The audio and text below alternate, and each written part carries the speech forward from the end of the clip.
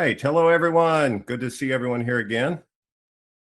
We have our special guest with us here again today, Daniel Hug from Ring Ring Marketing.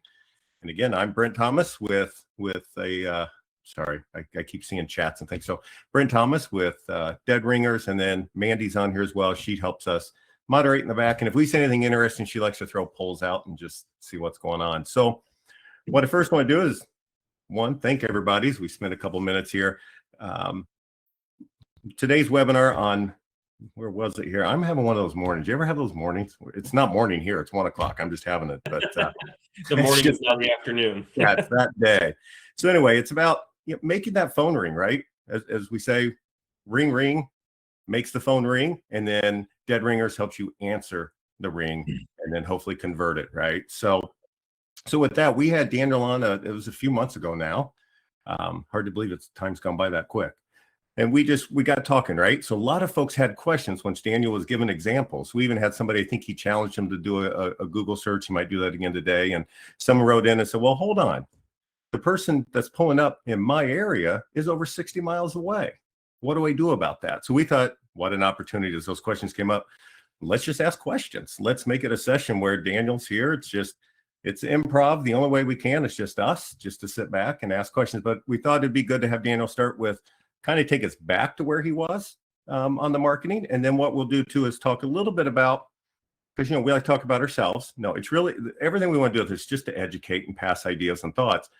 But Hello Phone, right? Our new phone system really does tie marketing in. So there might be some opportunity to see where some of those pieces fit.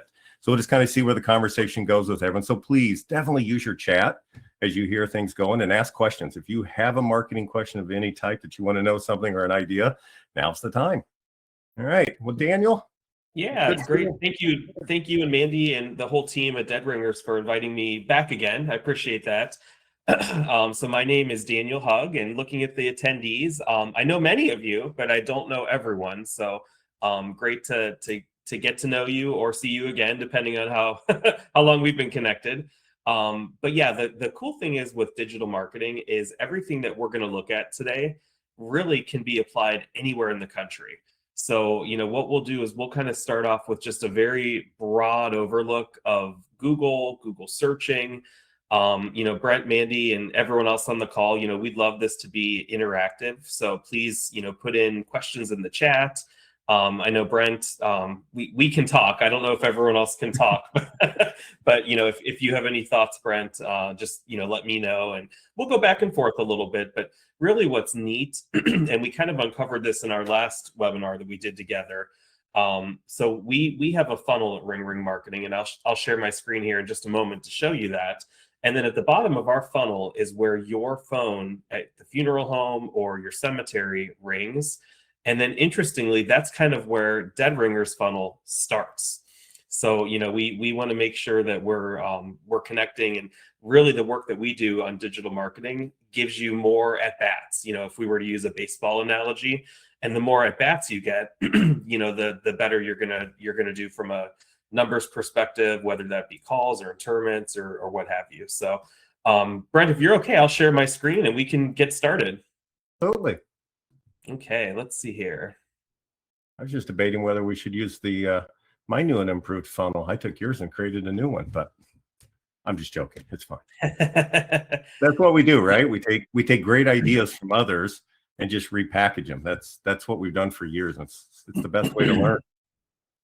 So I hope I did that right. You guys let me know. Can you see? Hopefully you can see my screen, but I can't see the chat anymore. So we are seeing your. Mandy, you guys will have to let me know if anything comes through on chat. Yeah, we're seeing your entire screen right now. So we're seeing the whole program. Let's see. Maybe if I pull this over here, maybe I can see both now. There we go. All right, perfect. And but we are seeing your program, not like if you were projecting. We're not seeing the slideshow. We're seeing the whole program. Oh, okay. Let me stop sharing.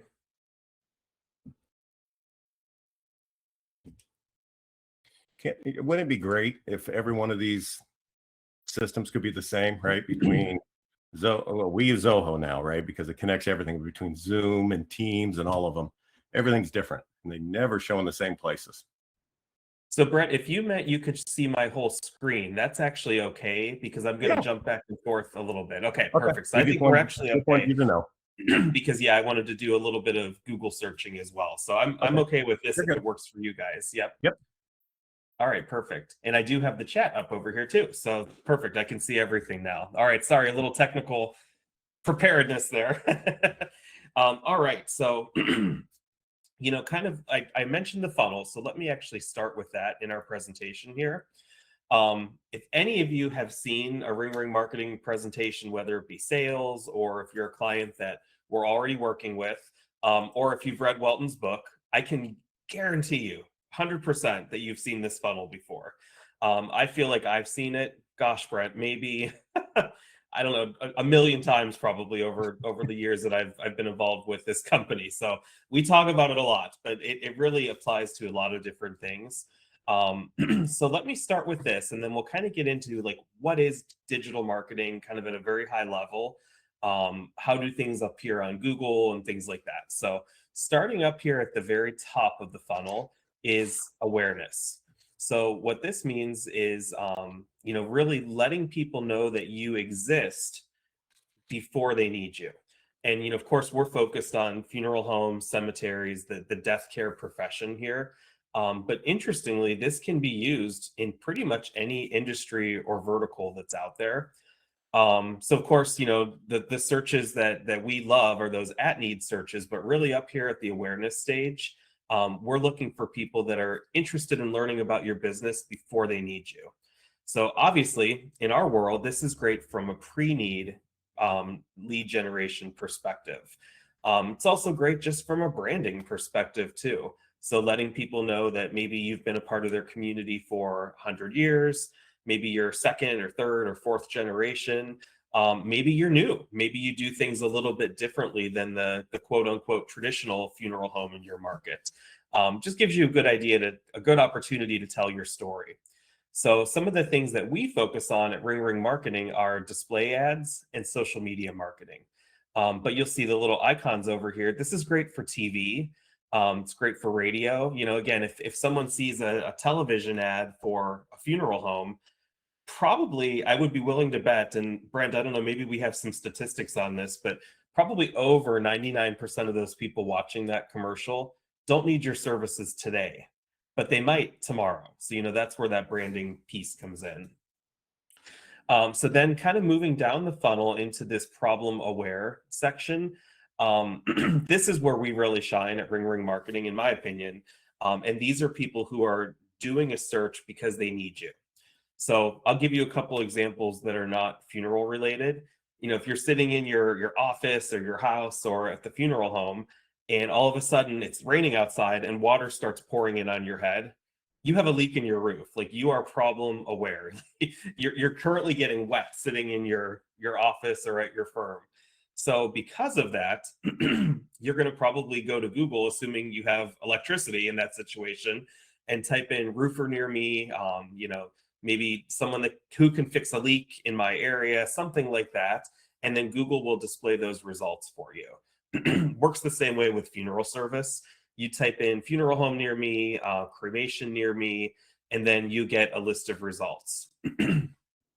There's really three main areas that Google displays those results in. And I actually have an example here I'll show you.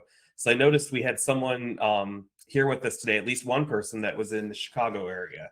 So I figured I would use a suburb of Chicago for some of my examples here. But I encourage you guys, I know you're on your computer now, but jump on your phone, or if you have a tablet nearby, do some of these searches alongside me, and that way you guys can ask some questions and we can kind of look at how these results are populated. But up here at the top, you see I just typed in Google funeral home, Lincolnshire, Illinois. You fill in the city. It doesn't matter. The results are going to be displayed the same way. And then looking through these results, you'll see there's three distinctive categories that Google uses. So going back to my presentation, you'll see paid ads, which have gotten a little bit more broad in recent years, local, and I'll show you what local is, and then the organic results. I actually use Lincolnshire specifically because a company that Ring Ring Marketing, and I know a lot of other companies out in the funeral profession are associated with is Selected Independent Funeral Homes. So they're actually headquartered in Lincolnshire. And I kind of want to show you guys when we get to the organic section that sometimes it's not always funeral homes that you're up against in those sections. So we'll come down to that in a moment. So up here at the top, you will see the sponsored results. So these, whenever you see the word sponsored on Google, so we see it there, and then we also see it down here in the local section. That typically means that those businesses are paying a fee or a cost per click, or PPC, price per click, for that particular location.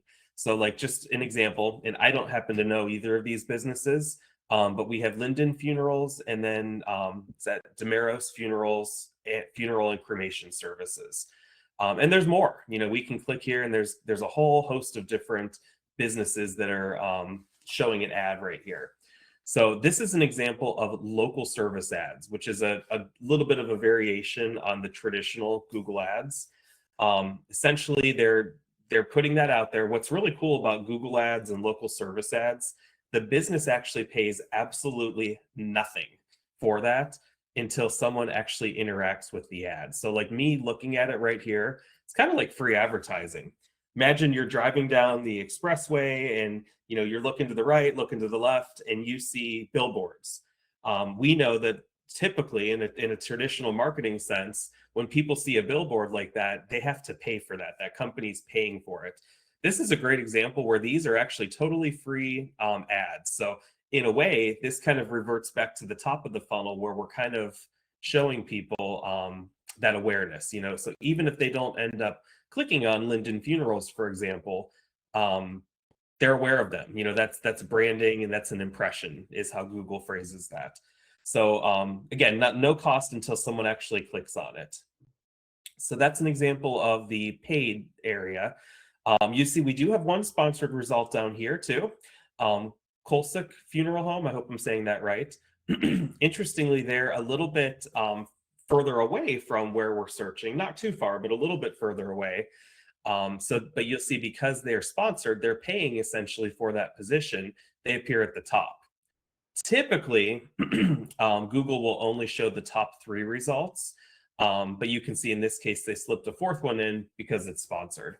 I mentioned Selected at the beginning before, so they're obviously not a funeral home. They are a association, but their name has funeral homes in it. So every once in a while, we do stump Google with situations like that.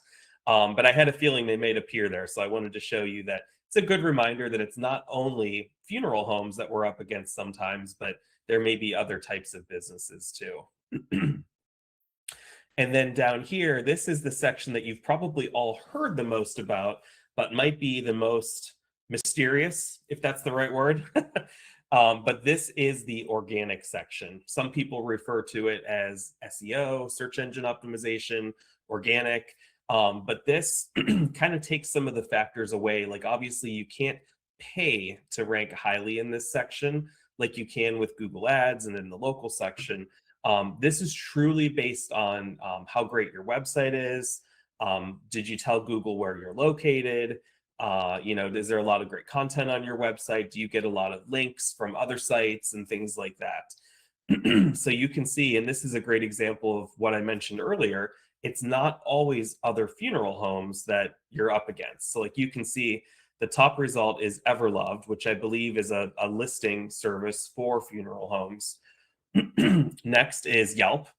They're showing you the top 10 funeral homes in that area. And then we get into some individual firms there. So like in this case, Legacy Cremation Services near me, they are, and I don't even know if they have a physical location there. I'd have to check. But you can see they're the first funeral home, quote unquote, business in this list here. So let me pause there. Brent, Mandy, do you guys have any questions? I don't see anything in the chat just yet, but please feel free to ask away if you guys have questions on how Google displays these results. Yeah, no, we've been through it a couple times, so I know we should probably we have been through it. Great questions for you, but I know as you go on, we'll all have great questions and ideas. Okay, perfect. Yeah. And then if you guys want to throw in another, location, like I'm in Wichita, Kansas, we can do that one kind of as an example too, just to show you. But really any. Let's see There's here. one. I mean, does anybody want their area to be Yeah, the we can take a subject look. of the poll? Jump in the chat and put your area in. We'll try to see what Daniel sees and if then you're interested. a lot of people, when they're in a local area, they'll type in funeral homes near me, or better yet, let's do cremation. We just got one. It should be an interesting one. Be in Washington, outside of Seattle. Oh, perfect. Let's see here. Yeah. Yeah, we'll check that one next. So Yeah. you can see here. Let's see.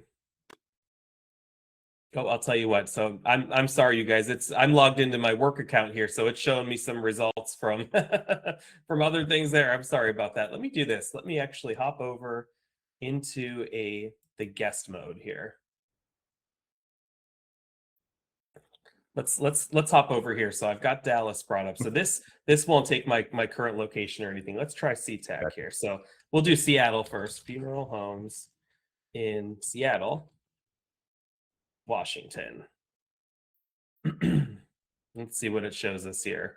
So you see now, interestingly, there's nothing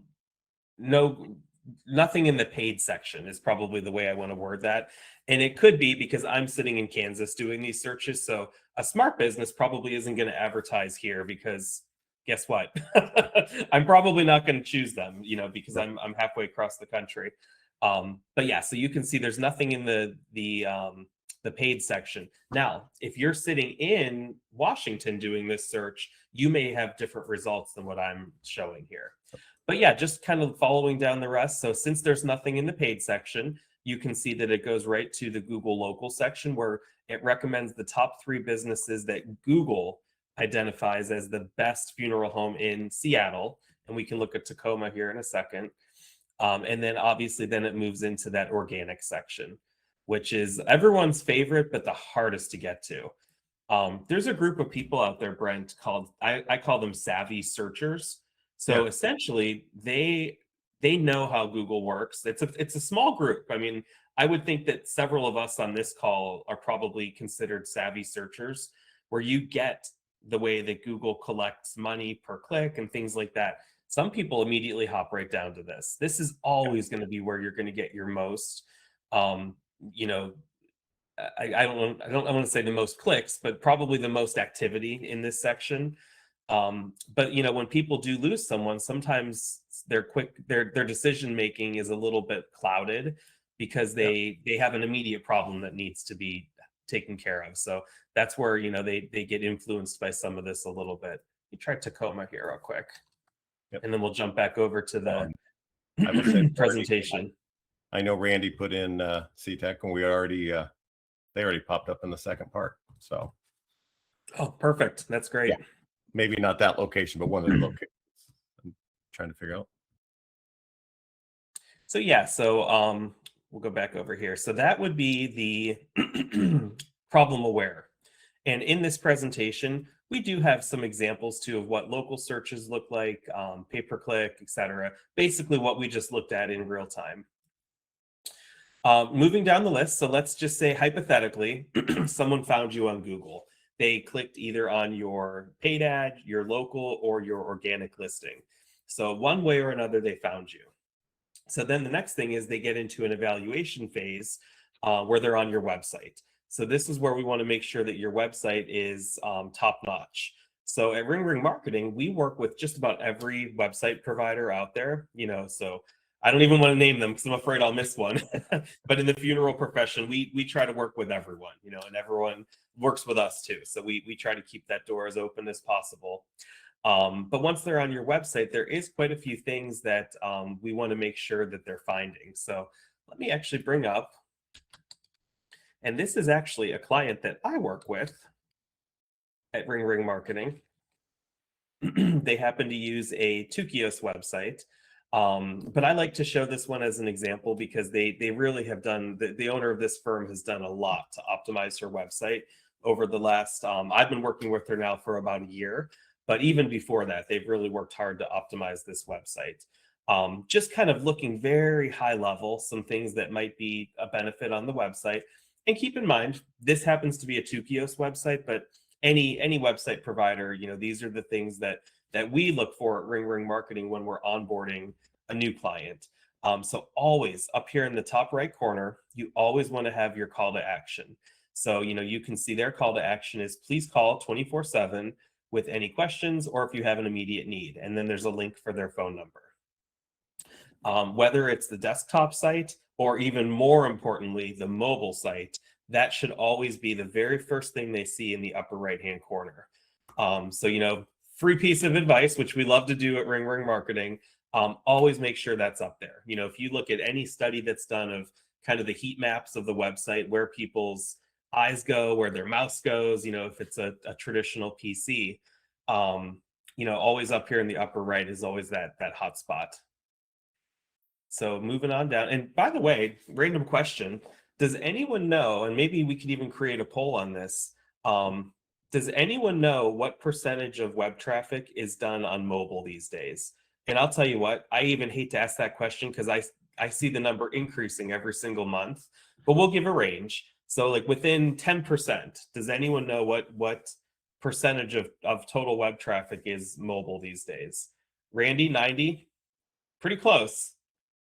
It's more than 44 and less than 90.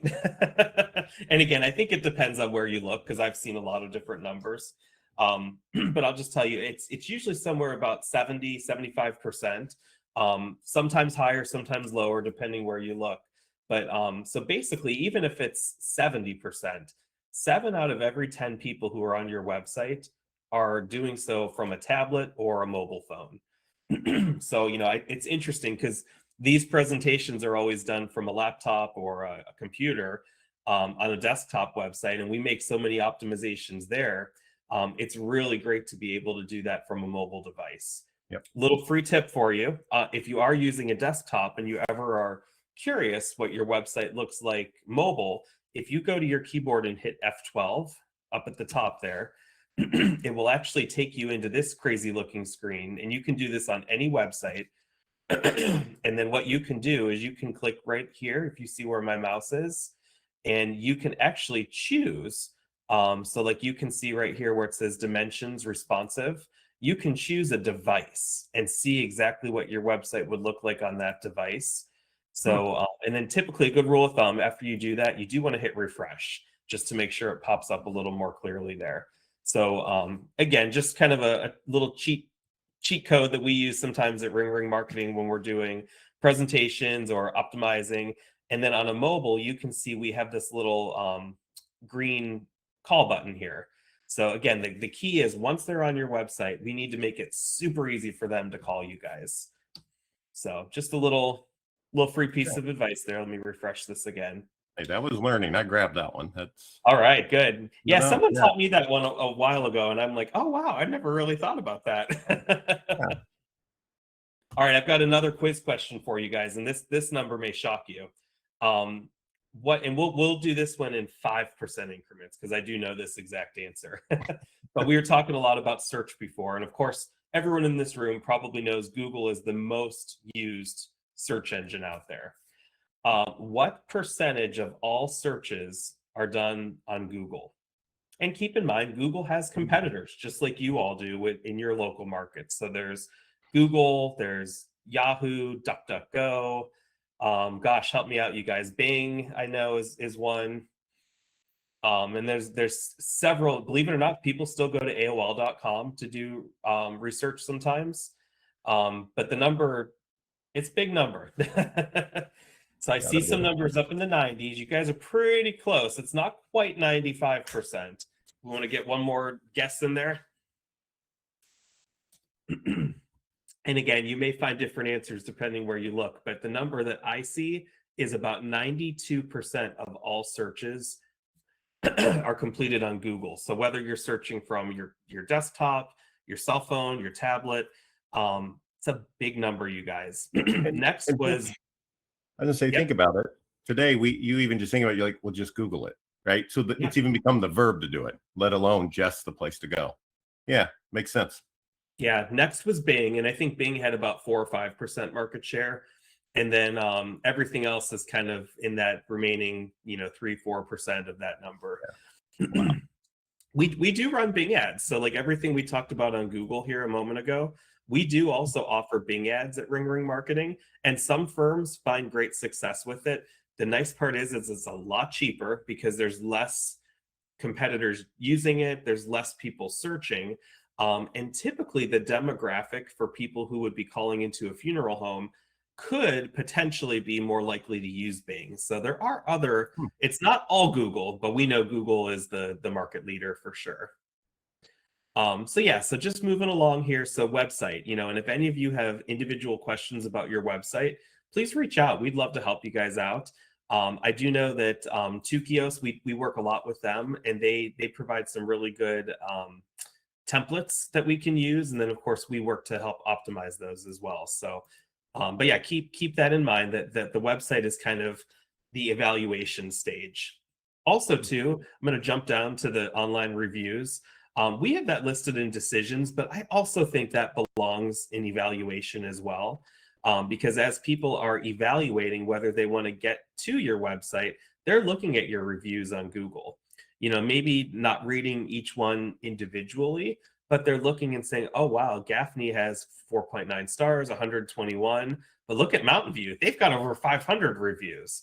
So people are looking at those numbers as they go down the list here. All right, so then we'll move down. So remarketing. We aren't going to talk a whole lot about remarketing today, but basically what remarketing is, and I know you guys have all seen this happen before. I'll give you an example. I like cars, so I'm always researching, what's the newest model out there. Maybe I see something come across my social media about, we're kind of in car show season now, Detroit Auto Show and some of the other ones going on. So maybe I'll see something and I'm like, oh, I want to research that one a little bit more. So I'll go to Google and research it. Then what happens is there's something out there called the Google Display Network, which is thousands of websites. So any of your news websites, ESPN, the list is like endless. But have you ever searched for something online, whether it's a car, a pair of shoes, a funeral home? Pre-planning at a funeral home is a great example. And then later on, maybe half an hour later or something, you go to a different website altogether, and you'll see an ad across the top for that item that you were just searching for.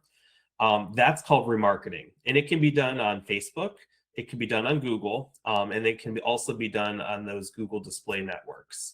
So that's a great way to nurture a lead. Of course, when we're talking about at needs, those decisions are made pretty quickly usually.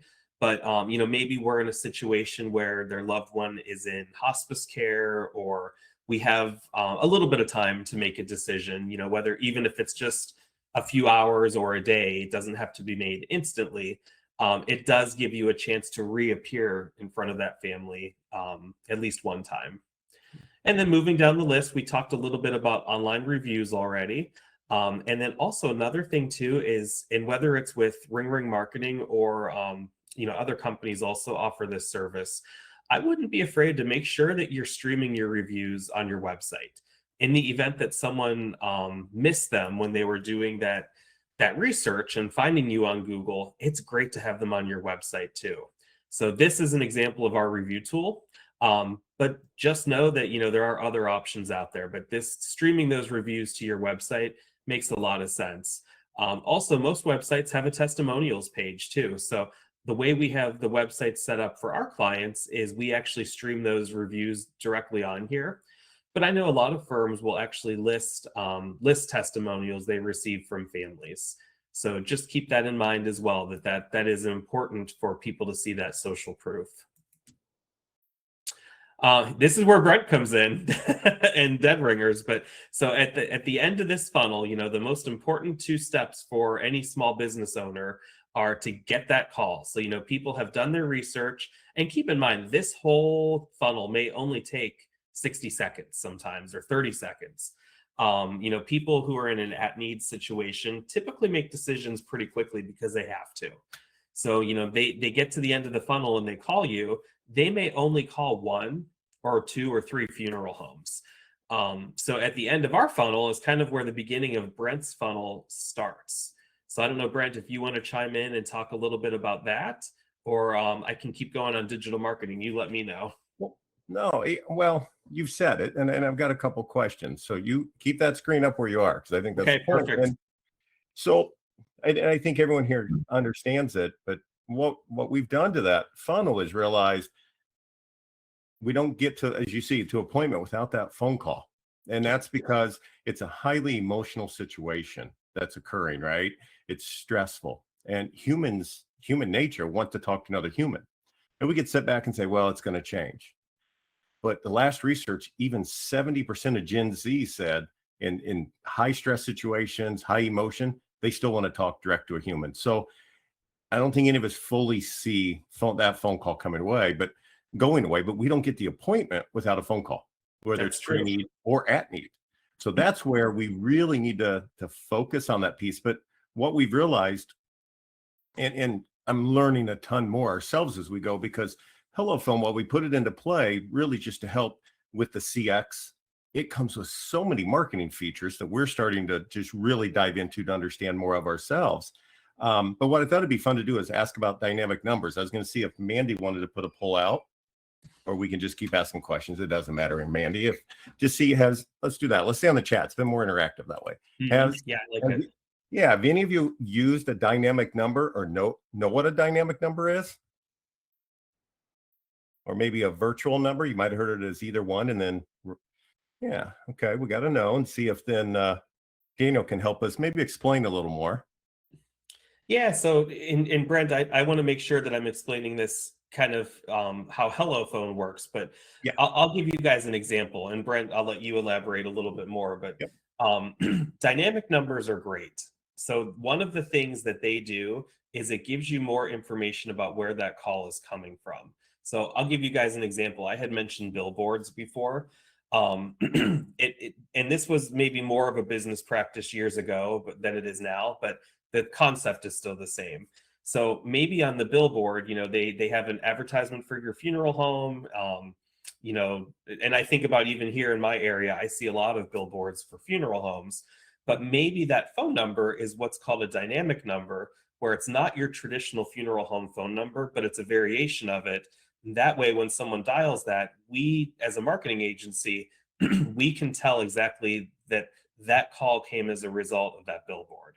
So, in that case, the number is different, and it gives us the ability as an agency to say, okay, we can tell you over the course of the month, 30 calls came from that billboard because the number is different. So, Brent, I don't know if that kind of ties into HelloPhone or, It's exactly what it is. And Okay. where I really see this is, as I've been talking, we've just talked to so many folks, and this is going to be fun, folks, that it just where we can take this. But I know we stress to say, but I paid so much money years ago to get that 7,4,000, 7,774,000 or whatever it is. But today you got to think about how many places you call. Do you ever really pay attention to the number? No, because I'd say 95% of the time we're just clicking either on a computer or on our phone and hit dial. And half of them, you got to think, are you really hitting a number and seeing a number, or are you just hitting the little phone like Daniel showed earlier? Well, when you hit that little phone, it could be any number behind there that it's dialing. But what's neat is when you use like a VoIP system, it's going to then register not only that caller ID on that system, it's going to pull in all that dynamic number, whatever we're looking for, that dynamic number. So like he said, let's take the billboard as an example. First thing it's going to do is tell us that someone saw the billboard and called in from it, right? So, and billboard's a little tougher because that's static, right? I mean, that's traditional advertising, but at least we're able now start to get an ROI. I mean, even think of the days of the park bench, which I know there's still some park bench advertising out there. Does that park bench Drillers use that? Right. So this is a way of now getting that ROI of, are my marketing dollars in the right place? Now, there again, maybe you don't want a different phone number out on those. Okay. I'm going halfway. At the same time, I'm saying I don't think any of us remember numbers anymore today. If I need, Bill the plumber, I'm gonna just would be Joe, right? Joe the plumber, wasn't that who it was? I would just type in Joe the plumber and look it up, and I'd hit dial. But now let's take it to the one we saw earlier with the website where it was the green little dot with a phone. That's going to tell us a lot of things. And if that dynamic number, if we set it up where It could be set up with a web form after it could, which I know I'm going to go into a lot of different detail here, and I'm learning it as we go. So there's the fun. If you don't know, we'll all learn together. It could be set up with all the search engine keywords to it. So we could literally track, and it'll pull up in the phone system, what keyword did Mary use to get to your ad? Then because she clicked on it, all that information comes over. And some of Mary's information, in essence, is I can't remember the name, but more preferred or dynamic itself. We don't just get her name and phone number. We could get all the information depending on what she has in a system and how much she's allowed to follow, right? Depending on cookies and sites. You could actually get address and all kinds of information. Now, I'm going to take this a step further. So now we've got this ads out there or social media, right? Just think of social media. We're going to run a social media ad purposely just as our own example, just so we can have an example to show on the test sites of how this is working and how it starts to pull this information in. But I want to take it even further. Now you start to know, wow, people are searching this. This is what they're after. Haven't you always wanted to know if that information on cremation helped educate the consumer? Here's your opportunity, right? And am I seeing the ROI on it? Then not only did I get a phone call because of it, what Dead Ringers can do after that is what happened with that call. And then the next piece that's amazing is now you integrate it to your CRM or your back office or case management, back office software, case management. And now you actually know that why did Mary search to get to the ad she got to make the phone call? We had a great CX on the phone call, and then it actually became a pre-need or an at-need. I think there's such an opportunity for us, not just there's more marketing pieces than that, but I think the dynamic number itself is the easiest to explain. So anyway, I get excited when I think about it because I think of all my old pre-need days, right? You're like, phone rang, but how cool would it have been for me in the 90s to know why did they call us? You know, what did they look for to find it? Right. Yeah. And back then, CRM, I had to fill out a piece of paper, send it in for someone to type in. We didn't all type them in, but how neat to know I could have just pulled up real quick and wow, Mary's called in 4 times this year, just different things. So I get excited thinking about it. Does that help anybody when you think about dynamic numbers? Does it sound interesting or something you whatever want to look into? I'm not saying it has to be HelloPhone. You can do dynamic numbers most anywhere, many different places to get them. So, and with us, even if you said, hey, I don't want to be a full HelloPhone system, but I just want to try a couple dynamic numbers. You can get dynamic numbers from HelloPhone, and we'll connect with the marketers or marketing companies. That's what I should say. I got to remember marketers and marketing companies can seem like pre-need marketers and marketing companies. So that create any thoughts for anyone? Go ahead, Daniel. You're good. Yeah, well, I was going to say I didn't want to interrupt, but Google's doing some of that too. So I had brought this example up briefly before, but you can see all these local service ads for these businesses.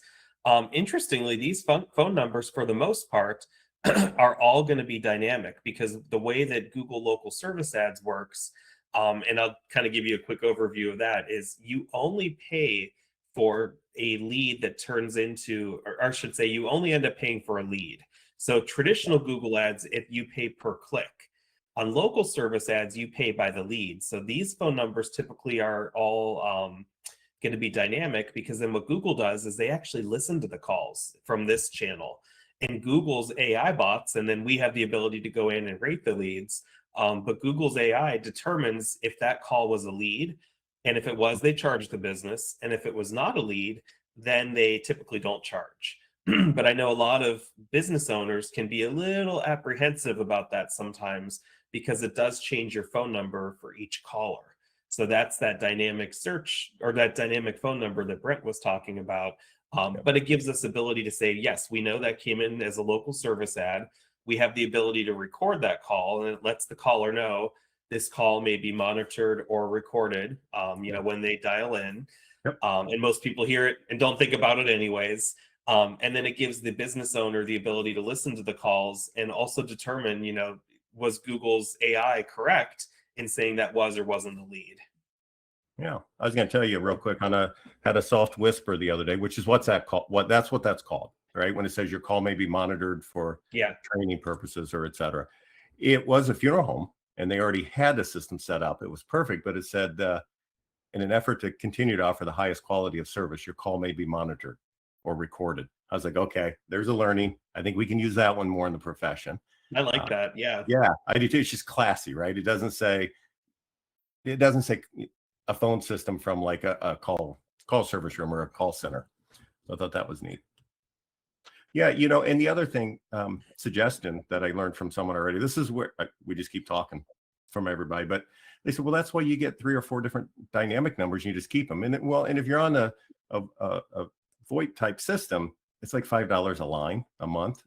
Yeah. So you just rotate them. So what you're really doing is at that point, I've got 3 or 4 that I'm going to use. And now I rotate my ad to this one to see, but that other number never shuts down. It stays in rotation. So somebody were to find that number or wrote it down and call, it's still going to reach into you. We just keep it all connected. So even though you didn't use it for 6 months, it's there to be safe. But if it got your business, right, you'll probably keep using it. So, sure, absolutely. Yeah. And it's nice to know that, say someone calls you today, wants to inquire maybe about pre-need or something like that. And then a month from now, they have a death in their family. And then they're calling you back because they remember the great conversation they had. And they say, you know what, I'm going to call Brent and talk to him at the funeral home because he was very kind to me. He took the time to hear me out and give me my options. Even though we didn't do our pre-need that day, now we have an immediate death. I'm going to call that business. So it's great that they can call that number and it still connects with you. Yeah. No, there's so many options. It's amazing. Has anybody got any other thoughts, questions, concerns, right? For Daniel and thought anything with marketing? Well, we had a crazy group that whenever it was a couple months ago. I know. If I remember correctly, it was right before Thanksgiving because we started talking about what everyone's favorite foods were. It was either right before or right after Thanksgiving. But yeah, we had a real talkative group. You're right. Yeah. I think everybody's just worn out because everybody's been busy for January, right? Yeah, so, absolutely. Or we've been stuck in this cold and snow all over everywhere. But well, I'll talk a little more about paid ads because I think that's what most people hear about and think about. So I just have a few slides to share there. I've got some examples. Let me make it a little bigger. I know it's probably super hard to see, but really from all over the country. These ones happen to be around Fort Worth. But really, and we saw some of this in the live demonstration I was showing you earlier. But essentially, when people do a search, the paid ads are usually the very first thing that's shown. So more likely than not, you're probably thinking like, so if let's say you own Bigger's Funeral Home, just as an example, how do they get to that number 1 spot? I know that's a question that I hear a lot. I used to be on the sales team at Ring Ring Marketing before I started working with our clients.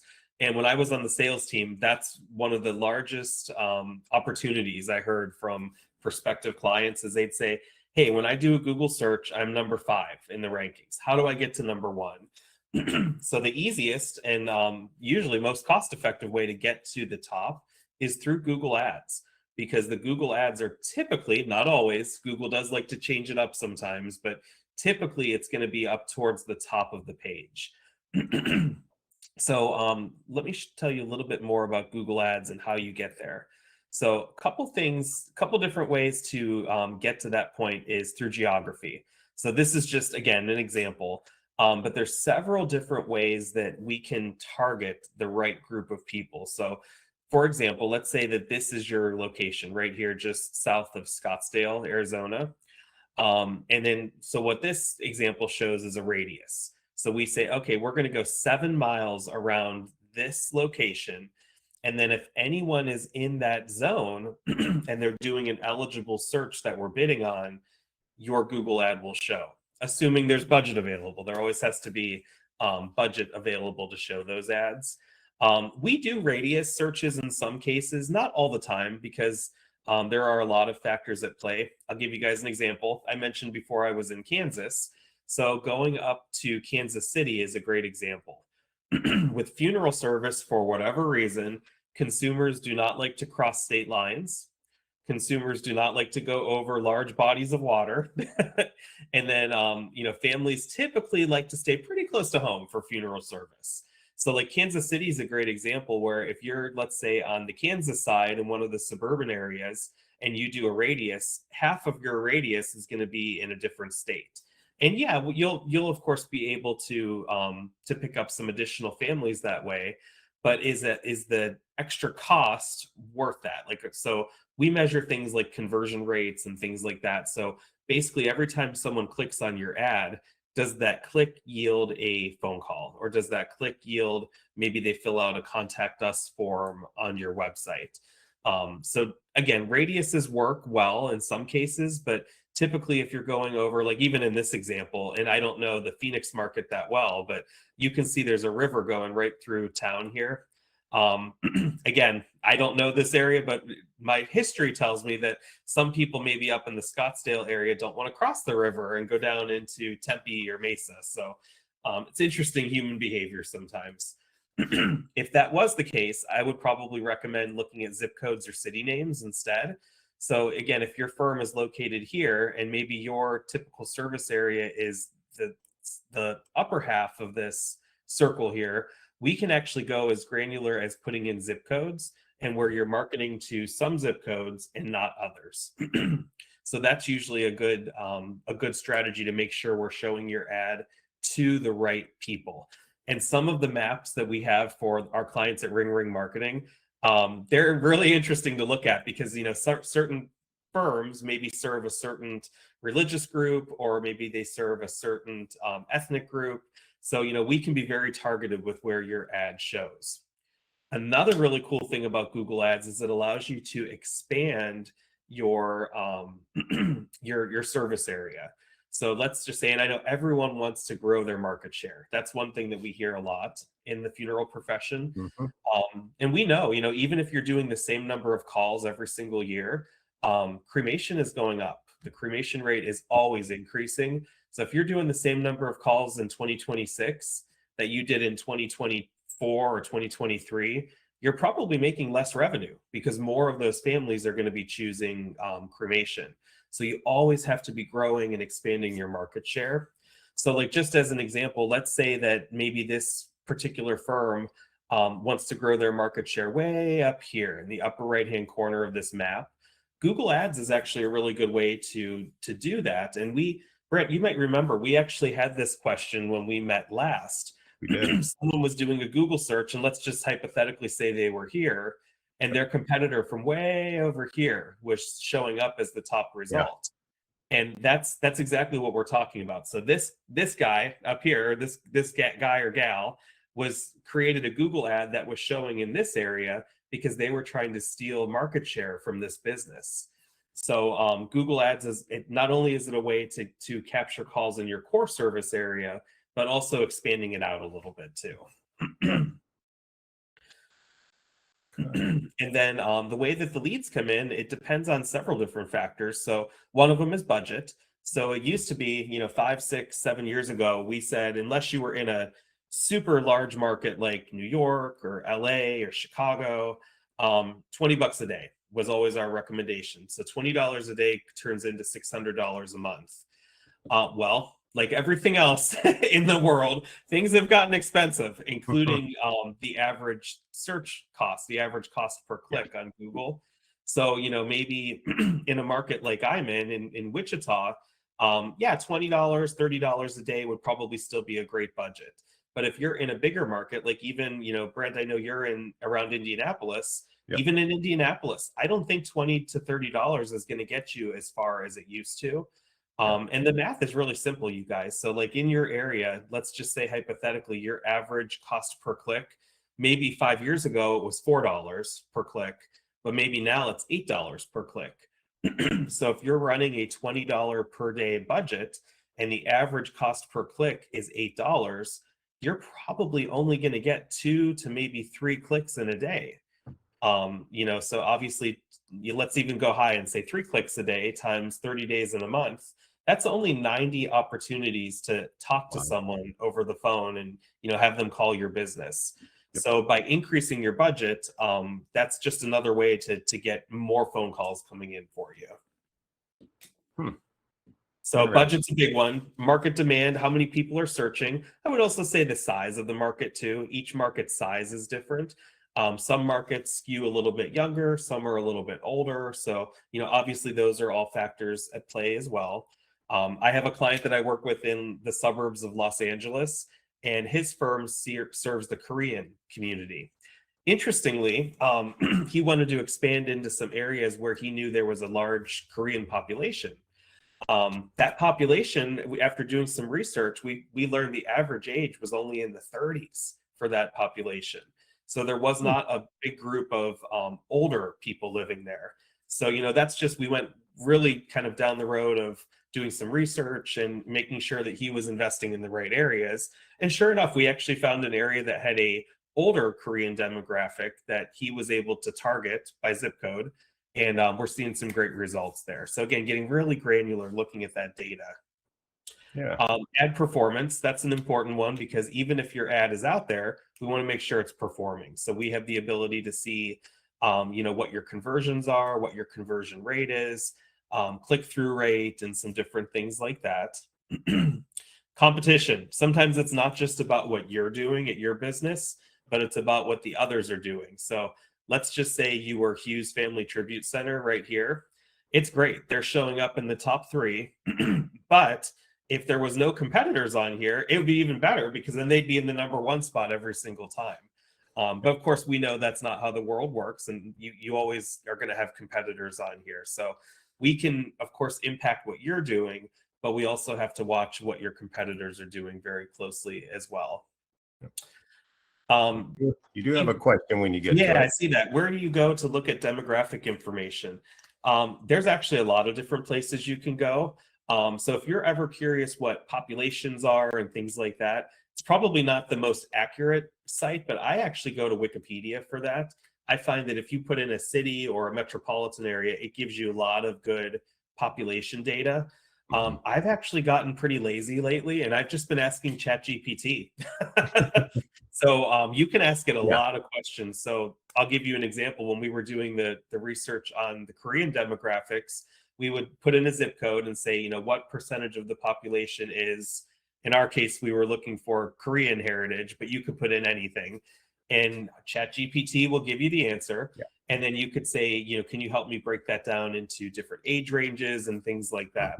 So I'm sure there's a lot, probably better places to go. But if you're looking for a quick answer, getting some quick data like that, ChatGPT is just an amazing resource. Yeah.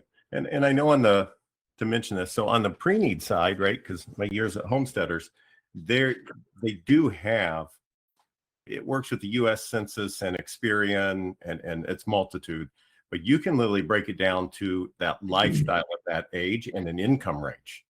So that data is out there. Now that's more of a paid service that they're getting it from. So I don't think, you're going to pull it up with AI really fast everywhere, but a lot of that data is out there. But I get it. If AI can search it for us, it's going to find most of it. It's not a picture we're going to miss a finger, right? I still think the data is going to be pretty close.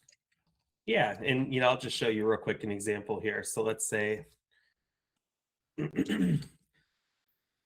so, you'll see, even if you do a Google search, Google's AI will give you some very high level information. Yep. So like you can see Orange County, California demographics. Without going real far, you can see that it gives you quite a bit of data. Just another little tip, and actually someone showed me this about 6 months ago. Whenever you're using AI to do research, if you look, it actually shows you the source that they're pulling the data from. So sometimes, let's just say I want to research this population a little bit more. I can click that source button and it'll show you exactly where. And then you can go to those websites and expand your knowledge there. So I don't know much about these 2 particular sites, but you can see this USA Facts, I do see pops up quite a bit. Wikipedia, like I said, Wikipedia always gives quick data information, population information. But yeah, just kind of some good tips for you to see where those statistics are coming from. That's cool. Mm-hmm. Yep. All right. So we've got a couple minutes. Does anyone else have any other questions we want to close out with?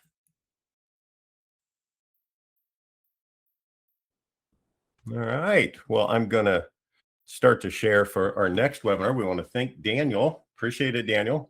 Absolutely. It's my pleasure. I think you're the first person we've had on 2 times. Right? Oh, wow. I'm honored. It's like the late night show, right? Anyway. If you have me back again, we can make it 3. We will. We'll always do that.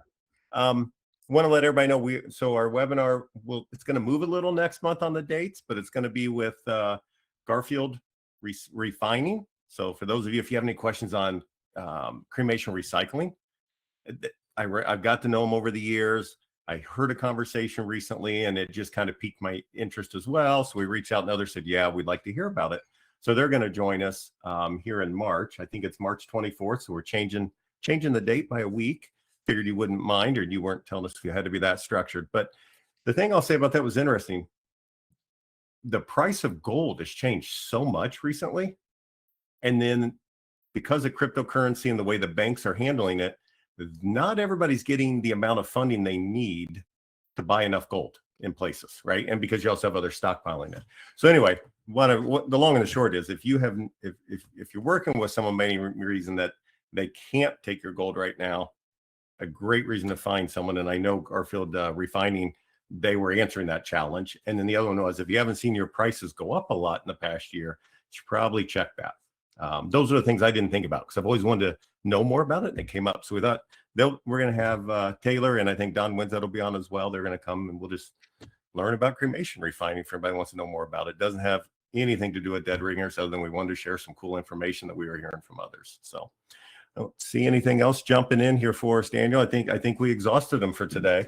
We got through them all, but I really do appreciate it. Want to everybody let Daniel know thank you. We appreciate you being here, Daniel. Appreciate you jumping on with us today. And if there's anything either of us can do, we're always here. Reach out to Daniel anytime and reach out to me anytime.